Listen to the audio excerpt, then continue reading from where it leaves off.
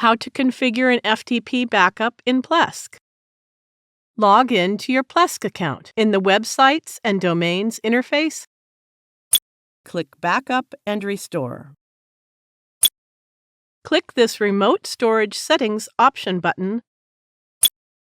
Enter your FTP domain name or IP address in the given input box. Enter the path where your backup file will be stored. You can also enter directory names such as /backup. Enter your FTP username and password. We recommend you enable and use passive mode.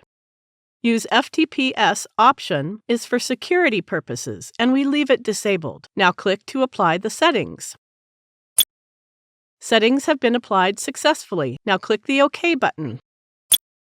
We have successfully configured an FTP backup in our Plesk. Now we can take a backup to our remote backup server. To know how to take a backup, watch our other tutorial on how to generate and download a full backup of your Plesk account. Thank you for watching.